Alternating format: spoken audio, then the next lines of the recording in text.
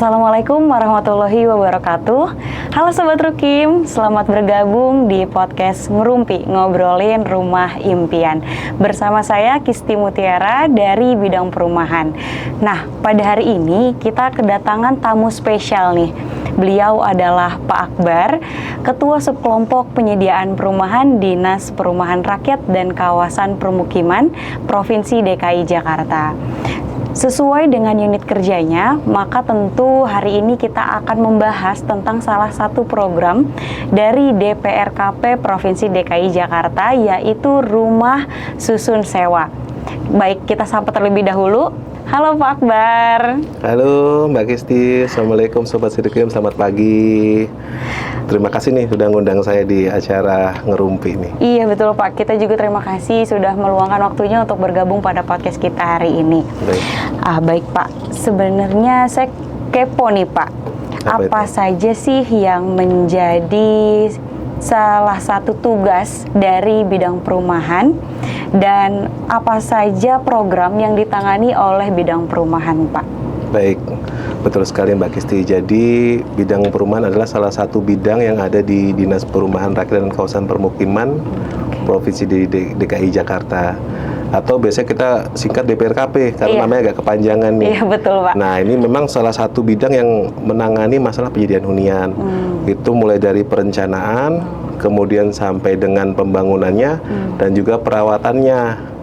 Nah seperti itu. Khususnya ini kita bangun di khusus rumah susun sederhana sewa atau kita biasa menyebutnya di masyarakat umumnya rusunawa nih. Kan sering kita dengar tuh ya. Nah, tapi nggak cuma rusunawanya aja yang kita bangun, tapi salpas-salpas pendukungnya pun kita bangun juga, sekaligus untuk menunjang kenyamanan dari fasilitas penghuni rumah susun itu sendiri tentunya. Oke, jadi bukan hanya rusun aja ya Pak yang kita sediain, tapi juga beserta dengan fasilitasnya. Betul. Nah, kalau boleh tahu Pak, apa saja bentuk dari fasilitasnya dan fasilitasnya ini berbayar atau gimana nih Pak? Nah ini Mbak Kisti yang menarik di rusun nih ya, kita di rusunawa kita ini. Jadi rusunawa kita itu sekarang kan sudah mulai mengikuti sarana-prasarana yang ada di kita mulai melirik seperti apartemen lah ya. Nah jadi banyak sarpas nih, mulai dari fasilitas olahraga, contohnya seperti lapangan multifungsi, kemudian area parkir motor.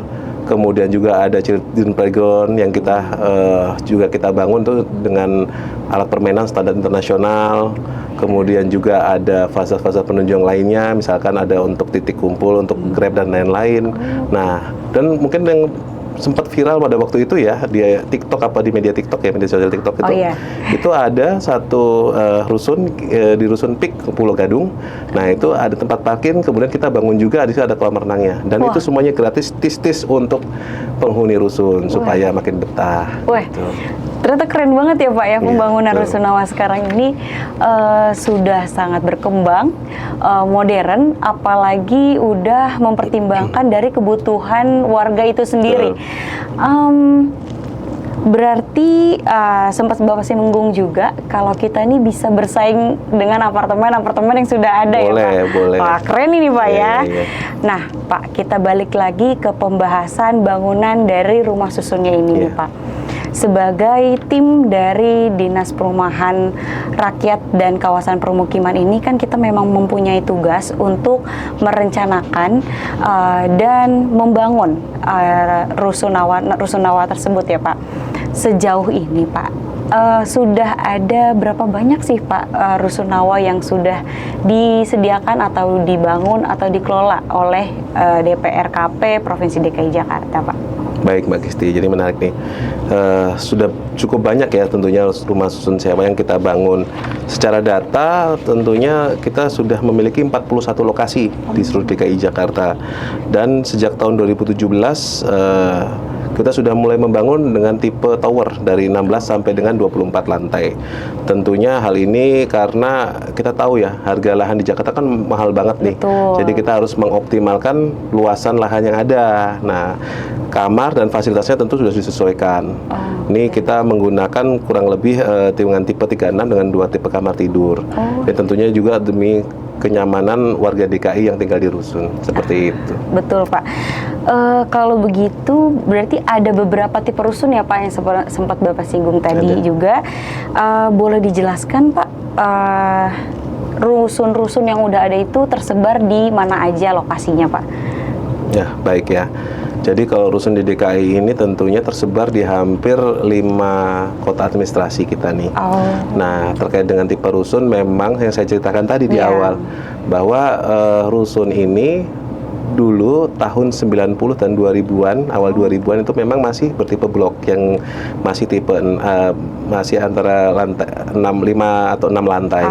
Kemudian di tahun 2017 sampai dengan sekarang, karena kita mengoptimalkan luasan lahan yang ada, nah itu kita bangun tower dari 16 sampai dengan 24 lantai. Tentunya sewanya tentunya akan ditentukan kemudian ya.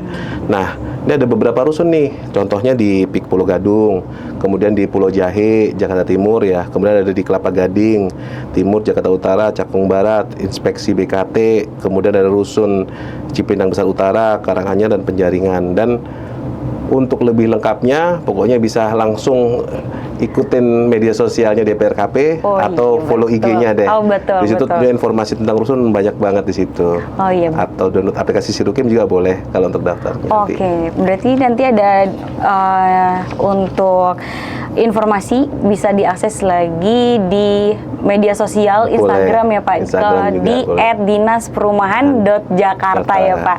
Nah, saya juga penasaran nih Pak, rusun-rusun yang tadi sudah Bapak sebutkan ya Pak, itu tuh semua rusun baru atau ada rusun-rusun yang sudah lama tapi kita coba revitalisasi, atau gimana Pak bentuk rusunnya Pak? Baik, jadi memang beberapa ada rusun yang memang kita bangun baru di lahan yang memang benar-benar kosong ya. Dalam artian kosong, dia memang tadinya memang lahan kosong dan merupakan aset dari DPRKP sendiri. Tapi jangan salah juga, kita juga ada rusun yang sudah kita bekerja sama dengan BRIN atau Badan Riset dan Inovasi Nasional, dan rusun-rusun ini dinyatakan memang harus direvitalisasi. Nah, itu kita lakukan revitalisasi tuh, yang tadinya blok ya. Nah, kita akhirnya buat tower di situ. Tentunya kenapa kita revitalisasi, supaya nanti warga rusun semakin nyaman, dan juga itu komitmen pemerintah Provinsi Jakarta untuk memperhatikan semua warganya. Jadi jangan mentang-mentang yang dulu sudah jadul rusunnya nggak kita rawat, itu kita perhatikan juga. Nah, contohnya ini ada di rusun Penjaringan dan Karanganyar nih. Setuju ya Pak, untuk perhatian kepada warga ini bukan hanya kepada warga yang akan menghuni rusun, tetapi juga terhadap warga yang memang sudah menempati rusun tersebut ya Pak. Iya, betul. Kalau nih Pak, kita melihat dari kebutuhan warga dengan unit yang sudah tersedia, apakah ketersediaan unit hunian tersebut sudah mencukupi Pak untuk kebutuhan-kebutuhan warga yang sekarang memang ada di Jakarta Pak? Nah, memang ini tantangan kita semua ya, baik pemerintah Provinsi DKI Jakarta maupun pemerintah pusat. Kalau melihat dari rumah susun yang dibangun oleh Pemprov DKI Jakarta, khususnya oleh DPRKP sendiri, tentunya tidak akan pernah cukup ya, karena pertumbuhan penduduknya cukup tinggi ya. Karena nyata keterbatasan untuk membangun rusun. Nah, untuk sampai saat ini, oleh karena itu pemerintah Provinsi DKI Jakarta itu hanya memprioritaskan rusun bagi MBR. Nah, selain MBR tentunya warga rusun ini diprioritaskan bagi penghunian untuk yang terkena program dari Pemprov DKI Jakarta, yang misalkan contohnya dengan normalisasi kali dan lain-lain ya, seperti itu. Jadi memang untuk penentuan penghuni, pemerintah Provinsi DKI Jakarta dan Dinas Perumahan tentunya untuk saat ini masih selektif ya, karena keterbatasan tadi itu. Oke, baik Pak. Berarti memang program pemerintah provinsi itu memiliki beberapa prioritas sasaran masyarakat ya Pak. Untuk kedepannya Pak, untuk memenuhi ini Pak, dari kebutuhan tersebut, apakah dari Dinas Perumahan ini ada rencana untuk membangun rumah susun lainnya, atau stop sampai sini aja nih Pak? Gimana nih Pak? Nah, ini menarik nih. Jadi memang untuk pemerintah Provinsi DKI Jakarta saat ini terus berkomitmen pasti tentunya akan mengejar backlog perumahan ya, atau kebutuhan rumah di DKI Jakarta. Nah, salah satu contohnya ini kita tahun 2023 sampai dengan 2024 ini kita sudah melaksanakan pembangunan nih untuk rusun di Jagakarsa. Nah, ini tentunya untuk menambah jumlah unit kebutuhan masyarakat penyedia rusun. Nah, nanti kita bisa lihat nanti di video ya, ada nanti tentang pembangunan rusun Jagakarsa. Nah, tentunya pembangunan rusun Jagakarsa ini dimulai sejak tahun 2023. Kemudian dia terdiri dari 3 tower, kemudian masing-masing tower itu dari 16 lantai. Dengan total seluruh unitnya di 3 tower itu ada 723 unit. Dengan 720 tipe unit reguler, tipe 36, dan 3 unit adalah untuk unit difabel. Rusun Jagakarsa ini juga sama dengan rusun-rusun lainnya. Dia akan dilengkapi dengan fasilitas penunjang, sarana-prasarana seperti children playground, kemudian lapangan, area parkir, kemudian masjid. Jadi pokoknya warga rusun gak usah kemana-mana deh. Pokoknya di situ tinggal mikir hidup, kemudian mencari nafkah. Untuk fasilitasnya udah kita penuhi. Wah, insya Allah. Keren ya Pak ya, pembangunan yang sekarang yang memang lagi sedang berjalan nih Pak. Betul. Seiring nih Pak berkembangnya keilmuan konstruksi Pak, apakah pembangunan dari rusun Jagakarsa ini berbeda dengan rusun-rusun yang sudah ada Pak? Mungkin ini agak sedikit beda dengan pembangunan rusun sebelumnya ya. Jadi di rusun Jagakarsa ini kita tetap menggunakan tipe tower 16 lantai. Kemudian tapi yang beda di sini adalah kita menggunakan konsep green building di sini, atau tentunya sertifikat yang kita gunakan saat ini di green buildingnya adalah H ya. Green building ini dimaksudkan untuk menghemat energi, kemudian mengurangi penggunaan sumber daya ya. Kita kan tahu kan ini saat ini kan udah panas, ozon dan lain-lain ya. Jadi seefisien mungkin kita penggunaan daya air, penggunaan air, kemudian daya listrik. Nah, kemudian banyak sekali yang diperhatikan nih, misalkan ya kita gunakan materialnya yang ramah lingkungan. Kemudian desain ruangnya juga kita memperhatikan dengan penghawaan atau dengan cost effort ventilation. Jadi meminimalisir untuk penggunaan AC ya. Jadi kita menggunakan penghawaan alami, kemudian juga penggunaan cat yang dapat mempengaruhi panas bangunan. Kemudian penghitungan cahaya bangunan sehingga tidak terlalu banyak lampu yang digunakan pada saat siang hari atau pada saat malam hari gitu. Keren ya Pak ya. Nah, jadi menarik nih Pak. Saya jadi dengar ada kalau di Rusun Jagakarsa ini kita menggunakan konsep dari green building. Betul. Atau bangunan hijau ya Pak. Bangunan hijau. Karena setahu saya dengan adanya konsep green building ini kita juga ikut mendukung gerakan dari pembangunan berkelanjutan. Nah, persyaratannya nih Pak, persyaratan dari sertifikasi ini, H ini, persyaratannya apa aja nih Pak buat mendapatkan itu? Nah, ini ada beberapa persyaratan nih Mbak ya. Jadi untuk kriteria penilaian green building di Indonesia ini ada 3 sebenarnya. Ada Green Ship, H, kemudian ada BGH. Nah, untuk Rusun Jagakarsa sendiri kita saat ini seperti saya jelaskan tadi, kita menggunakan H. Nah, tentunya ini dikeluarkan oleh International Finance Corporation dan Green Building Council Indonesia selaku lokal partnernya di sini di Indonesia nih. Di mana saat ini Rusun Jagakarsa sudah mendapatkan preliminary H certification untuk perencanaannya nih. Jadi pada tahap perencanaan sudah memegang sertifikasi H. Jadi sudah dapat nih. Tentunya ini dilakukan terhadap penilaian-penilaian dari perencanaan terkait dengan arsitektur, kemudian strukturnya, kemudian mekanikalnya, kemudian elektrikalnya, dan landscape-nya. Jadi selama proses perencanaan kita sudah didampingi oleh H expert ya, dari ahli yang bertugas memberikan saran, kemudian masukan sehingga hasil perencanaan tersebut sesuai dengan sertifikasi H yang sudah dipersyaratkan. Nah, pada tahap perencanaan itu Rusun Jagakarsa ini bisa memiliki efisiensi energi sampai dengan kurang lebih 43% gitu untuk airnya. Kemudian efisiensi material 26%, sedangkan syarat ketentuan H yang minimal kan hanya 20 ya. Jadi kita sudah sangat melampaui. Dari yang H. Kemudian pada saat pembangunannya kita juga H ini akan melakukan pendampingan terus agar memastikan apa yang tadi direncanakan untuk sertifikasi H itu bisa diterapkan di pembangunannya. Tentunya nanti di akhir akan dilakukan semacam klarifikasi ya terhadap hasil EDGE tersebut gitu, audit terhadap EDGE tersebut apakah sudah sesuai atau belum. Nah, tentunya hal ini juga menjadi tantangan sendiri bagaimana kita melakukan pembangunan sesuai dengan hasil perencanaan nanti nih tentunya. Semoga aja hasilnya sesuai atau paling tidak sama lah atau lebih baik. Oke Pak, saya tadi dengar ada efisiensi nih Pak, kita sudah mencapai kurang lebih 43% di efisiensi air atau material di sekitar 26%. Boleh dijelaskan Pak, contoh dari efisiensi ini atau penghematan ini yang dilakukan tuh spesifiknya seperti apa Pak?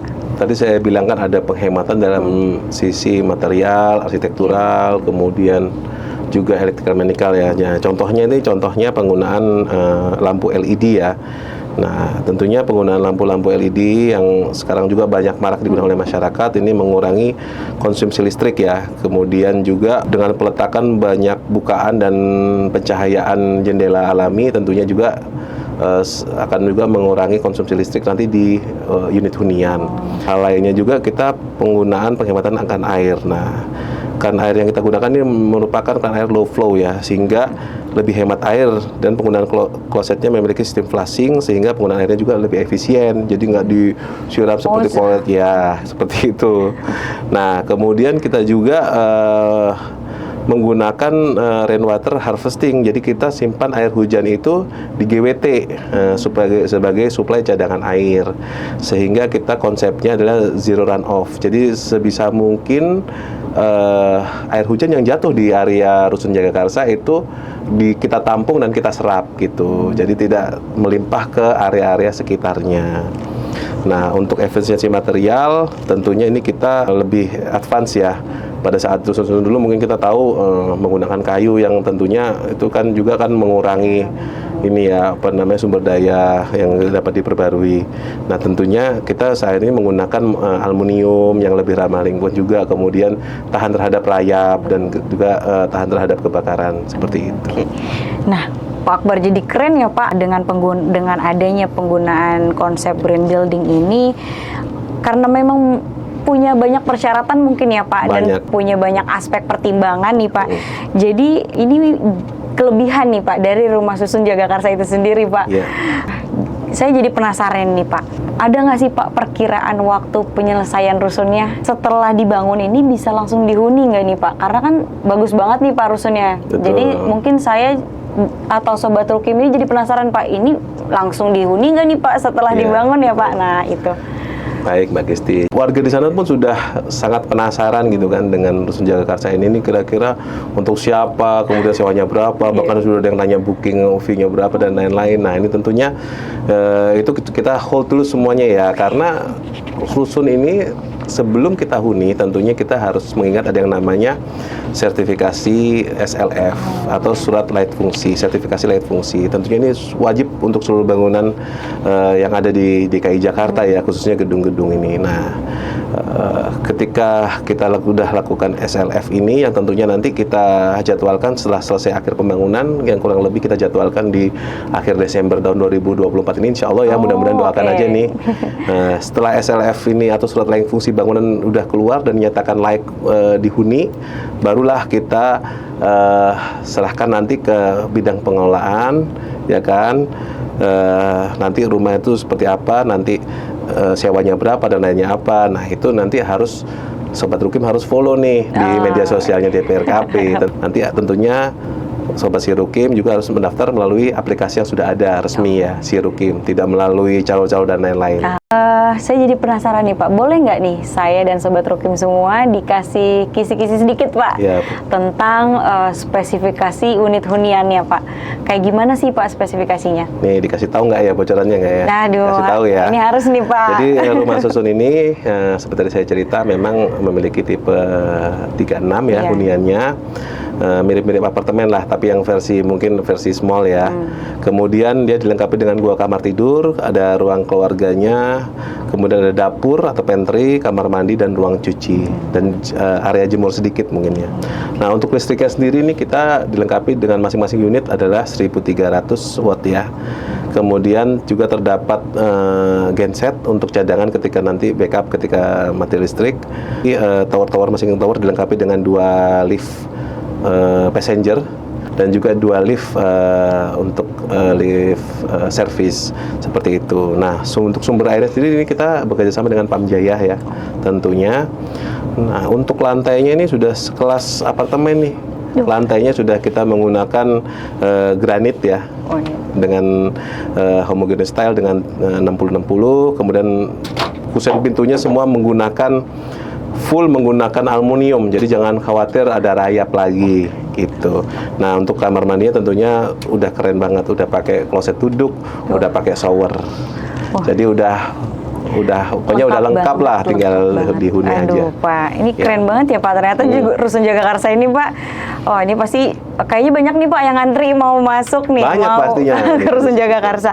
Nih Pak, tapi kan kebutuhan kita nih Pak, unit rusun ini sama warga ini kan terbatas ya Pak. Betul. Jadi boleh dijelasin nggak ya Pak, persyaratan calon penerima manfaat rumah susun ini tuh yang dikelola oleh DPRKP Provinsi DKI Jakarta tuh seperti apa persyaratan calon penerima? Nah, ini harus tentunya karena rumah susun Jagakarsa ini dan rumah susun lainnya sebenarnya juga sangat tinggi peminatnya ya, dan Pemprov DKI saat ini masih selektif sekali ya.